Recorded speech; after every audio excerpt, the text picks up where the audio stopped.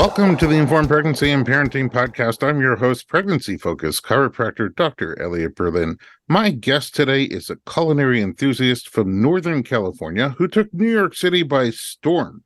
After years in the hectic restaurant world, she pivoted back to her first love, nutrition, founding a business on the belief that good food should also be good for you. She's currently pregnant, nearly at her due date, and she's working towards a vaginal birth after cesarean.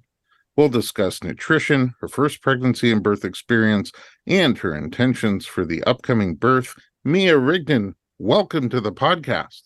Thanks for having me, Dr. Berlin. I'm so honored, and I want to learn everything. You exude healthiness. That's a huge compliment. Thank you. Oh, it's my pleasure. And it's coming from somebody who feels like he exudes unhealthiness. So I want to learn from you. I want to learn everything I can about nutrition. I know that it's wickedly important to put things in the body that it needs and uses to cleanly provide energy, and to avoid putting things that gum up the works. But that's about my experience with nutrition, my know-how. And I think you can change that. Let's start at the beginning. Where are you from originally, and how'd you get interested in food? I grew up in Marin, so just out of San Francisco.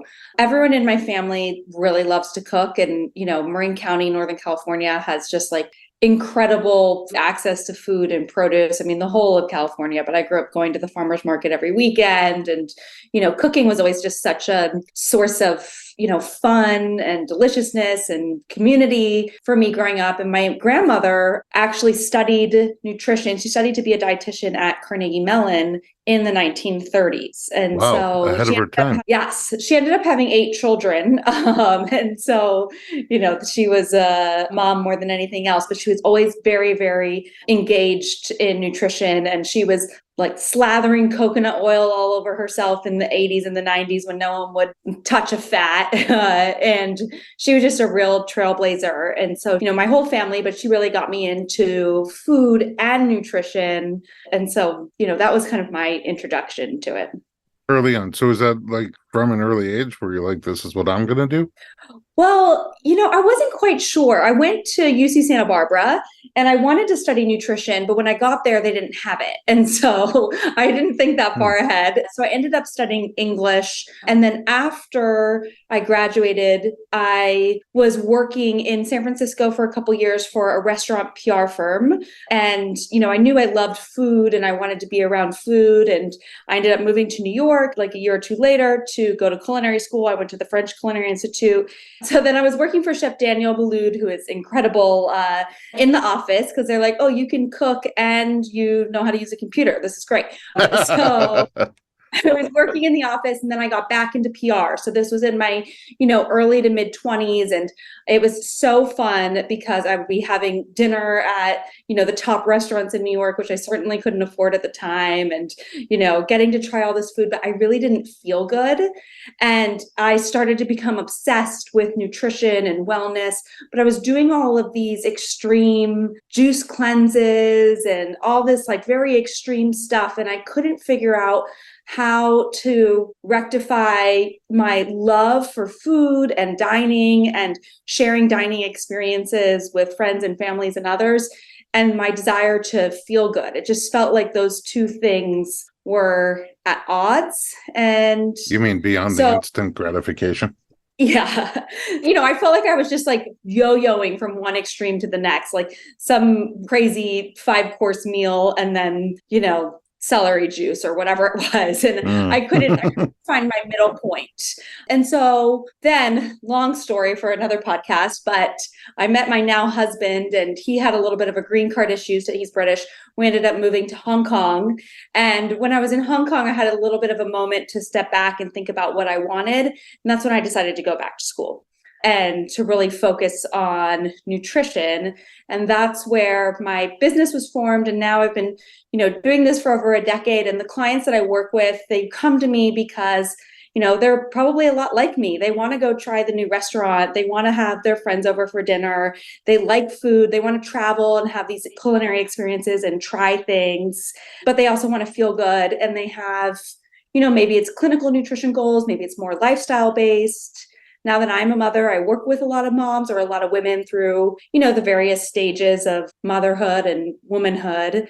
And, for me, it's always how can we blend the clinical with the practical, and how can we find foods that you really love that also make you feel good so that you will feel encouraged to continue eating that way instead of going on a diet, eating foods that aren't satisfying and don't necessarily fit into your life.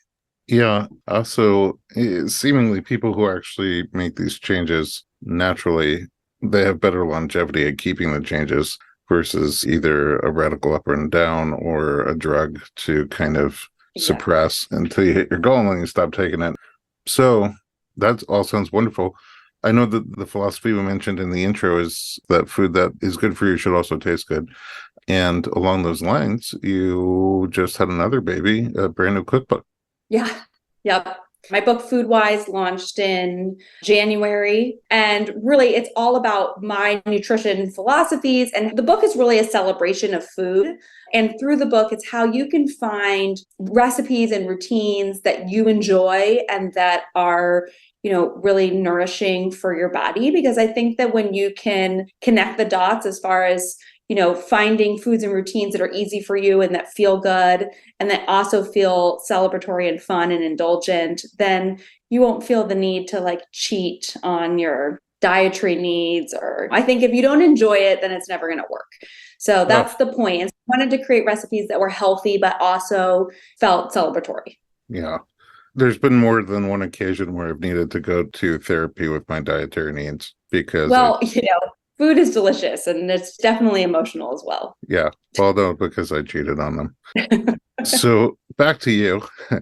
How do people access the work that you do? Is it individual one-on-one? Is it virtual, in-person classes? Do tell. I do work with a lot of clients one-on-one. So, I take a handful of new clients every month. My program is 8 sessions long.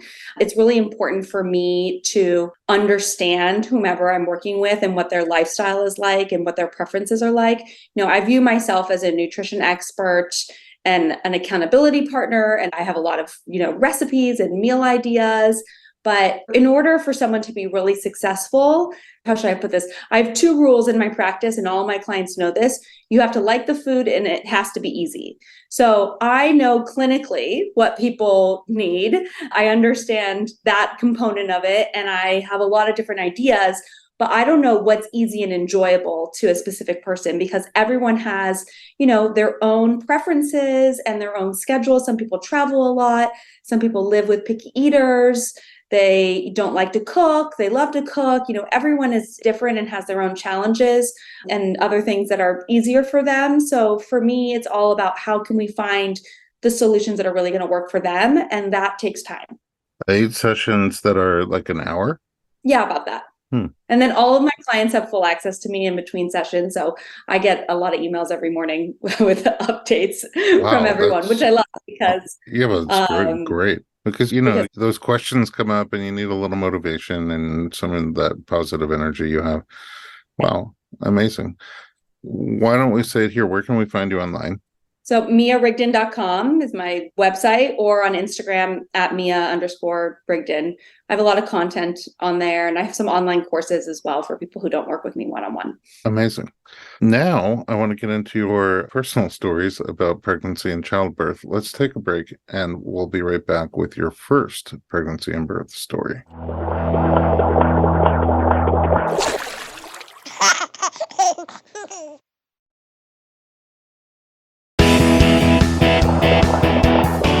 Welcome back. We're talking to Mia Rigden. Okay, so you are currently pregnant with your second. How deep into the pregnancy are you? I am 39 plus weeks. So okay. There. Not too many, not too much to go. Before we get into this pregnancy, let's talk about your first one. How was pregnancy for you? Did it come easy for you, or did you have to work hard at it? And what was pregnancy itself like? My first pregnancy was really easy. I, had a little bit of nausea first trimester, but nothing outrageous. And then I felt great in my second and third trimester. My husband and I actually moved from New York to LA when I was about 28, 30 weeks pregnant. And I was very pleased with the move. And so I found the transition easy and everything went great. I had the easiest pregnancy up until the birth. It caught me by surprise because it had just been kind of just a textbook, healthy, easy pregnancy before that. Mixing two things together, were there nutritional observations, changes, things that you learned for nutrition during pregnancy as a result of your pregnancy? Absolutely. Prior to being pregnant, I try to lead my practice with empathy. And prior to being pregnant myself, you look at the clinical data as far as the nutrients that a woman needs, folate, omega-3 fatty acids, protein intake, those sorts of things. But when you're actually pregnant, especially in the first trimester, and you're not feeling well, I remember feeling very stressed that I didn't want to eat vegetables, that certain foods were not appealing to me. And it kind of rocked me and gave me a different perspective on, how I want to help other people through that. Of course, it's just a few weeks and, you do the best you can. And I have a lot of thoughts on first trimester and how to get through it. But at the end of the day, it's very common to have food aversions and you shouldn't force something down that is going to feel awful for you. And the stress is also not great for your body. But that was an interesting learning for me. Sometimes it's good to be the patient. Yeah. Same thing. I go to a chiropractor. I learn a lot from the other side about how to be a better doctor. Do you want to share one or two pregnancy nutrition tips for our listeners? What my biggest pregnancy nutrition tip is to try to eat as much protein as you can. You're already starting every single day on the back foot. It's harder to sleep when you're pregnant. You're maybe not able to move in the way that you used to move. I think that it's easy to feel a little bit more anxious when you're pregnant. And so things that didn't make you feel good before are not going to make you feel good when you're pregnant. So I think that, in our culture, there's a fine line between nutrition and wellness and diet culture. And so a lot of women feel like, and I see this a lot with first pregnancies, that the moment they get pregnant, it's like, okay, let's sit on the couch and eat ice cream and order pizza and do all these things that they probably wouldn't have done, or eat foods that they would have had second thoughts about prior to being pregnant. But because of pregnancy, they think, oh, I'm just going to eat whatever because it doesn't matter because I'm pregnant. But that doesn't make you feel good. So, with a lot of my clients who are planning for pregnancy, what we really focus on is, for me, it's not about weight. I'm not a weight loss coach. I'm a nutritionist. But what are the foods that make you feel good? What is good for your digestion? What is good for your mental health? What is good for your sleep? What is good for your energy levels? And those are the routines that you want to carry into pregnancy. So, personally, I don't change my diet very much. I mean, I think of myself as a very intuitive eater. So if there's something that I want, if it's pizza or ice cream or whatever, I will have it. But I also want to feel good. And I know that if I don't eat enough protein or if I eat too much sugar, then I'm not going to feel my best. And I'm already on the back foot. And so it's really important to prioritize that. And I found in this pregnancy, I've been wearing a continuous glucose monitor for the past few months. And I've noticed that as I've paid more attention to my blood sugar levels and my protein intake, that in my third trimester, I've had so much energy and been able to be, a lot more active than I anticipated, especially I've got a 4-year-old. And so being able to work all day and then be a mom to him and play with him and do all these things is really important for me. I don't want to be exhausted. I mean, I'm definitely tired sometimes. I'm pregnant, but I found it really helpful. Any surprises on the monitor? Well, sleep and stress really affect your blood sugar. Interesting. Also, fruit alone in the summertime, there's lots of stone fruits, so in Southern California, we get such amazing fruit, and fruit is also a very healthy food, but just eating it on its own, I notice I get really big blood sugar spikes. So those have been definitely some learnings some telling for me. Yeah. All right. So you said, though, that first pregnancy a few years ago was fairly good, easy, smooth, comfortable until birth. Did you have a plan going into your birth, or did you have thoughts and intentions on how you wanted to do it? Yeah, I wanted to have an unmedicated birth. In the hospital? At the hospital. I'm very squeamish. I like to joke that the reason that I'm a nutritionist is because I don't want to get sick and have to get a shot for anything. Oh, wow. I really am not good with needles. I'm really not good with it. Like, it's an irrational phobia of mine. So my reason for not wanting the epidural, I wanted a drug-free birth, but I didn't want the needle. Okay. I was more afraid of the needle than the pain. Yeah, I know many just like that.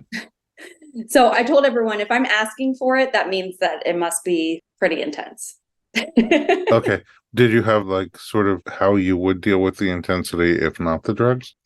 Well, and this was really naive of me. I had, all of Ina May's books and people recommended things, but I kind of struggled to listen to the birth stories in my first pregnancy because I hadn't experienced it before and it felt really overwhelming. And everything up into the birth had been very easy for me. So I just kind of thought I'd be able to handle it. I did some classes and we had a doula, but I didn't do a lot of prep as far as reading birth stories and hypnobirthing or anything like that. I did Okay. have nitrous oxide. Oh, you did? Okay. Have you ever had nitrous before that? I mean, maybe in a dental procedure, but I can't really remember. That's the greatest thing about nitrous oxide in case you need to have something done to your teeth while you're in labor. Yeah. So did labor start spontaneously? So I was 8 days late. My son was born 9 days late, but 7 days after my due date, I walked 7 miles. Yeah, Okay. I was walking all around Venice. I was at the beach. I walked all day. I had no pelvic pain at all. So I had a very comfortable pregnancy, which I now realize because he was high. And I went out to dinner with my husband. And the next morning, my water broke. So on the 8th day after my due date, Where and were you? labor didn't, I was at home. And Big so gush it kind wasn't, of break? yes, Big yes. gush. Okay. What time of day? It was first thing in the morning. So Okay. 7 a.m., right when I woke up, my water broke and I was waiting for the contractions to start. I hadn't had any cramping, any contractions. I didn't notice any Braxton Hicks and I had nothing. And then my water broke and we kind of waited around all day. I didn't go to the hospital.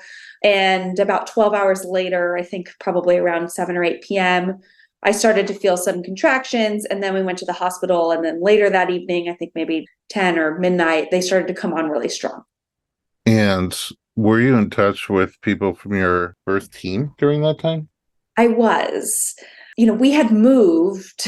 And so I felt like there was this little bit of a rush because we had already had, a team in place in New York and then we moved. And so I found a new doula. And I don't know if we just didn't spend the time to really connect with her, but we were in touch with her, but she wasn't at the hospital with us because we thought it would be a while. And then it was the middle of the night. So we were trying to be respectful of her sleep and waiting for the nurses to tell us that it was time to call the doula and tell her to come, Okay. which in retrospect was not the right approach. Right. I mean, you said they were intense. What did you feel? Where did you feel it? What did it feel like in comparison to other things you'd experienced before? Well, I wasn't really having very intense contractions or anything. And then out of nowhere, it got very intense. And I was using the nitrous oxide. And at first, I said to my husband, I feel like I'm like the only one at the party that's drunk. And we were big and it was kind of fun. And then I started, calling the nurse saying, oh, the tank's out. And she's like, no, it's not out. It's full. I was like, no, there's nothing left in here because I'm not feeling it anymore. And I couldn't move. I was sat at the edge of the bed and I was just clutched because I was in so much pain. And I remember that the nurse made a remark that my contractions were very close together and that if I were on Pitocin, she would have turned it down. That was what she said. That was one of the Okay. few. So my water had broken, so they didn't want to check me, or they were being cautious not to check too much, which I appreciated. And then finally, I was in a lot of pain. And she said, well, I think you're probably going to want to call your doula soon. And, we're probably getting close. So let's check you. And then when she checked, I was only 2 centimeters. Oh my gosh. So I can feel the deflation. yeah, I panicked. I screamed for the epidural. I was so upset. And I got the epidural and I fell asleep. And I don't remember, but I think this was around 4 o'clock in the morning. And when I woke up, the doula was there. I think it was around 8 a.m. And I was 8 centimeters dilated. Now that I've told people this story, I think maybe I was in back labor. So that's what I was wondering. You felt it in your back more than in the front? Yeah, a lot in my back. But I have back pain and I'd never been in labor before. So I didn't know that any of this was abnormal. And there wasn't anyone really in the room. And so the nurses would kind of come in once an hour. I was attached to the monitor, but it's really just my husband and I, and they're alone. And we had never had a birth experience before. So we didn't know that there was Such a thing. anything. Yeah. Two questions before we move on the story. Number one, what did nitrous, when it was working, what was the experience for you? Did it help? Because it's the kind of thing that you puff when you feel like you need it. Yes. Now that I'm about to do it again, I've been reading and listening, and the nitrous, I was in so much pain that I would just puff in it the whole time. And in the beginning, I just felt, giggly, and it did really ease the pain, but I don't think that I was using it properly. I didn't mind the mask. I know some people say that they really don't like the mask, but that didn't seem to bother me. And I do think that it did ease some of my anxieties around it. Like I mentioned, I have this irrational fear of needles. I wanted to give birth in the hospital, and I'm giving birth in the hospital this time, but I think hospitals make me feel afraid and unsafe now that I've been reflecting on it. Yeah. And I definitely had anxiety when we arrived, and I think that the night just really helped to kind of lighten the mood a little bit. I think most of us do not feel the most comfortable walking into a hospital, especially as the one who's the subject of care there. And my experience with nitrous as a doula, working with clients who are on nitrous, is more of an anti-anxiety about the pain than a pain reliever itself. So maybe that's the effect it was having. And then when that back labor kicked in, it just wasn't the right match for you. Yeah. And then the other thing is knowing that you had this giant fear of needles and that you were more nervous about the needle than the labor pains. How was getting the epidural for you when you got it?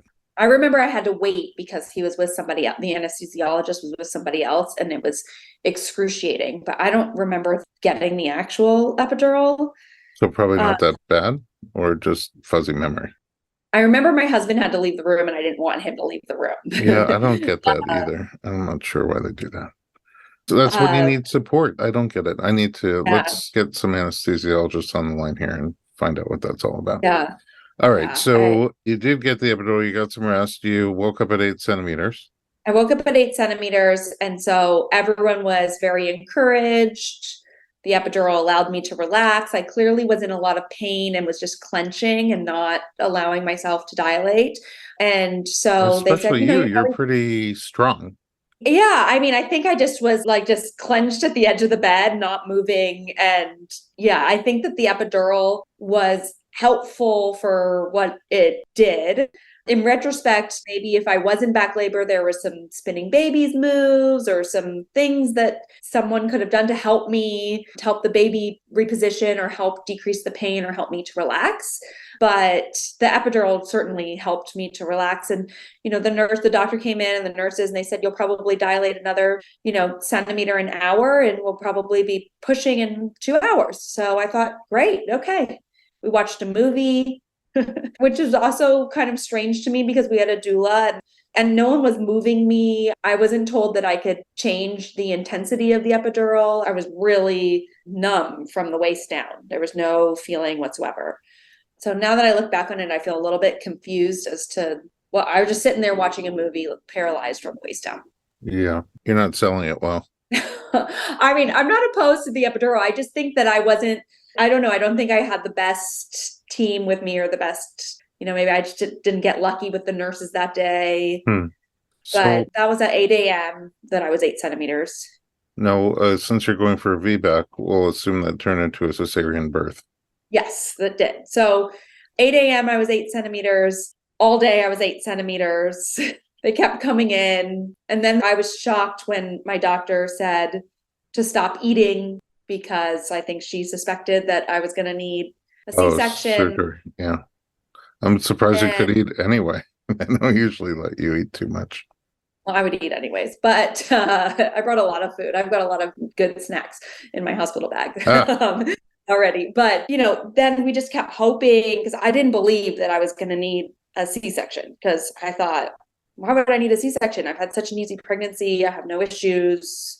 It just seemed like something that was not going to happen to me. And then around 7 p.m., the doctor came in and I guess the baby's heart rate was climbing and I had a fever. I got antibiotics. It's the first time in my life I ever had taken antibiotics, which was kind of wild. And the antibiotics, it was fine. And then she said, it's not an emergency. It's your decision, but I think we need to do a C-section. And she said, take a minute, you know, everyone seems safe and healthy, but you're not progressing. And it's been almost 12 hours. And it had been 36 hours at that point since my water had broken. Ah, okay. And that was the main issue, was the water had broken. I know a lot of doctors don't like to go past 24 hours. We went 36. And the doula said, I agree. And I trusted that. I feel like at that point, I probably did need the C-section. I think that in the, almost 8 hours that I was lying in the bed, maybe I could have moved positions or had a peanut ball, or we didn't have any of that. How was the cesarean? I was very upset, probably the most upset I've ever been. And it was not a great experience for me. I remember I was shaking a lot. It's like the lights are so bright. They have to like wheel you to the operating room. I mean, no, you don't like hospitals and you don't like needles, so I imagine you don't like getting cut open. No. When the baby came out, did that change things for you, or are you just too far removed at that point? I remember I was shaking a lot, I think from the epidural. My teeth were chattering so much that I thought I was going to crack a tooth. But I will say, after my recovery was I'm not going to say easy, but I didn't take any pain medication besides Tylenol. And I recovered within a week I was walking. So yeah. So that sounds like it was an easier recovery than you thought it might be. Yeah, I mean, it wasn't fun. You have to stay in the hospital, and I felt very swollen from all the IVs, and it definitely was not what I planned. But I told myself afterwards, my doctor said my son was 8 pounds, 13 ounces. And, I'm tall, I'm 5'8", my husband's 6'2". I think she thinks I have a small frame, which I do, but I feel like that was my baby and he was 9 days late. I didn't feel like that was, I know it's on the cusp of big, but I I don't feel know. like To me, it all seems if that's, more like function than structure. yeah, I was told that maybe the baby was too big for me. Yeah, I don't know. I don't generally buy that. But, it's possible. With those numbers, it doesn't sound like it should be if there's good function. Mia, let's take a break because who knows? Your water can break any second. We'll come back and talk about what you have in store for your imminent birth.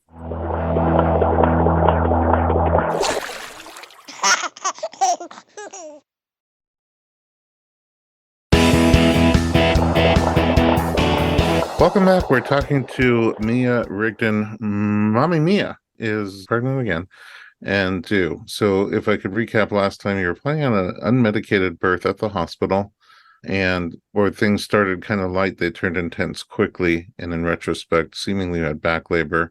Nitrous oxide was good for a minute, and then the epidural came through because when you got checked, you were barely progressed. The epidural seems to have helped you relax, open up, and you started to dilate and go to 8 centimeters and then stayed at 8 centimeters for the foreseeable future. So not what you wanted, but the cesarean birth was recommended and not a great experience for you, but a decent recovery, and you brought home the prize. Here we are, pregnant again, and especially since, it was thrown out there that maybe the baby was too big for your pelvis. What are your plans for delivering this one? So I'm planning on a hospital birth again, but this time I'm coming into it a lot more confident, and I have an incredible doula. Can I plug her? Sure. Stacy Blackwell. She's awesome. And she's Oh my been God. We talk about Stacey all the time because she's so good. She's the best. And she's just been really helpful in helping me feel confident and, confident in my body and in, my ability to give birth to this baby. I've done a lot of research on VBACs. My C-section was 4 years ago, so I feel like I'm sufficiently healed. I've had ultrasounds. The scar has not thinned. I feel very strong. I'm going to see you all the time, or helping me stay aligned and open. So I feel much more confident and informed. I think I was a little naive the first time, and now I feel like I can advocate for myself a little bit better and what I need. Yeah. And how would you say your body is this time compared to last time? In some ways, this pregnancy has been much harder. I've had a lot of work. I had a book that came out. I had to go to New York for a week when I was 7 weeks pregnant. I was very, very sick. And that was really hard for me, and to like speak in front of people. And I have taught a toddler this time, which is more difficult. But I will say that my energy levels are really good. I'm sleeping great. I do a lot of acupuncture, Pilates, chiropractic work, body work. So all things considered, I feel really good. Are you planning to do things any differently this time? I know you have a different doula and you're really well connected with her, which is an amazing start. Do you plan to have your doula come to your home and labor with you? And do you have any measures in place if the surges start to feel intense? Yeah, so it depends on, when and how quickly. I'm already starting to feel signs, which I didn't in my first pregnancy. So my hope is that my body's doing a little bit more work so that when labor actually starts, I'll be further along than I was the first time. So that feels positive. So if it happens quickly, we'll have her meet us at the hospital. If it's in the middle of the day and, on a Sunday and my husband needs to deal with our son, then maybe I'll have Stacy come to support me, or, we're going to kind of play it by ear, but I'm manifesting arriving at the hospital like 5 or 6 centimeters. I like it. I can get behind that. Yeah. And then I guess if, for whatever reason, are you planning to do it without the epidural again? I'm going to try. I'm open to it because I do think that there are certain instances where it can help you relax. Agree. Um, Totally. and my ultimate goal is to, get the baby out and have a VBAC. I'm not opposed. If I'm at a point, and I've talked to Stacy and my husband about this, that if they feel like I'm at a point where it would be beneficial for me to have the epidural, then I will 100% get it, but we'll try to have it. We've talked about different positions that I can move in, even with the epidural, to make sure that the position of the baby is good. The baby is measuring big, which I know means nothing. It's completely inaccurate, but I know that that's a fear of my doctors. And also, if the baby is big, then I think that, at least from, my own research, that the position is more important. And so having some mobility, either, without medication or delaying medication, or, having some movement with the epidural will be really helpful to just get the baby in the right position. Totally. What if for some reason it progresses into a repeat cesarean? Are you mentally prepared for that? I feel like I just have to go with that. That's not what we're doing. And then if it happens, we'll deal with it. But I would be really disappointed. Yeah.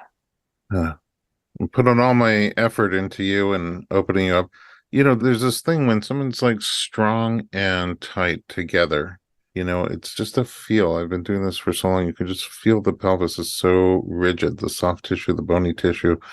And when you have that kind of scenario and then you don't feel comfortable either with the environment or with the intensity, and you sort of go into fight or flight mode, and everything tenses up against, on top of what was already a sort of a rigid environment. I do see, like, unless the baby's just right lined up with the runway, in which case they can shoot out really quickly, if they have to do any kind of maneuvering, it seems like it could be more challenging in that scenario. So I've seen a change in you where you're still very strong, but not as tight as when we started. Each time it seems to loosen up a bit and become more functional. And I also love the idea of movement, because ambulation, that sort of helps babies move around and get into a good position. And the openness to an epidural if you feel like you need one or want one, or the baby's not in a great position, or things are very tense, because you can't relax. I think all those things can be really helpful for you. But also, you dilated to 8 last time. So Yeah. it's not your cervix's first run with 80% of the doorway opening. So I feel good about it. I want this for you, and I think it's in reach. I think we're headed there. Yeah. I actually feel pretty confident about it as well. And unless something, completely out of my hands happens like last time, then I don't really see any real reason for it. I'm not planning to get induced, which I know increases the risk of uterine rupture, but I think that risk is very small, especially because of the scar that I have and, And the time in you know, between. and the time in between. So in my mind and all the research that I've done, and maybe I'm off here, but I don't really see the difference between this VBAC and just a repeat vaginal birth, except for that I have this scar in my uterus. There wasn't an anatomical reason why I couldn't give birth to my son. So I think that what I don't really like about the hospital system, even though I'm giving birth in the hospital, is that I just feel like they're always looking for a problem. So, they put VBAC, they put I'm 38, even though my doctor's never mentioned that, but they put those little things on there, and I think that makes them a little bit more attuned. Oh, maybe she's not going to be able to do it. But I feel very confident. I don't see any reason why this would be a different scenario than if I hadn't had a C-section before. Mm-hmm. Yeah. I think once you put your mind to it and you study the risks and benefits and you accept them, then it's just a birth now. You don't have to put any precursors to it. Yeah. Mia, I'm excited for you. And I'm honored to play a little role in your epic journey here. And I also learned from you regarding nutrition. And if nothing else, just the way you're talking about, like, oh, how's this food going to make me feel mentally? How's this food going to make me feel energetically? How's this food going to make me feel, in terms of overall well-being? I never think that way when I eat. I'm like, when do I have 3 minutes to shove whatever it is down my throat and keep going? I could feel like my body resonating with that, saying, yeah, listen to her. Because we want to feel all the feels. Food is meant to be enjoyed and shared. And I know your wife has a lovely cookbook. And, I've been cooking food all day. I made sesame ginger pulled pork. I made bolognese, grass-fed beef that has the organ meat in it. I made chicken soup. So I'm freezing all of that for my postpartum. But you're not kidding about the protein. Well, I'm not kidding about the protein. A really great veggie soup, green veggie soup too. So lots of vegetables in there too. But yeah, I mean, the food, it's got to be fun. Otherwise, what's the point? I like the approach. I wish you a really empowered journey, and I hope it goes the way you would like it to go, your primary choice. And I am grateful for everything that you've shared so far and look forward to hearing the rest of the story when you come back, maybe in a few days. And at that point, maybe we'll also get some postpartum nutrition tips. Yeah. Well, thank you so much for having me. I appreciate it. My pleasure. Tell us again where we can find you online. MiaRigden.com or on Instagram at Mia_Rigden. Mia_Rigden. Is there a Mia Rigden that's not underscored, or the underscore doesn't count? I don't know. It wasn't available. An underscore works well for you. Thank you again. And at home, thanks for listening to Informed Pregnancy. For more pregnancy and parenting information, including our blog, our podcast, and our streaming service, visit informedpregnancy.com.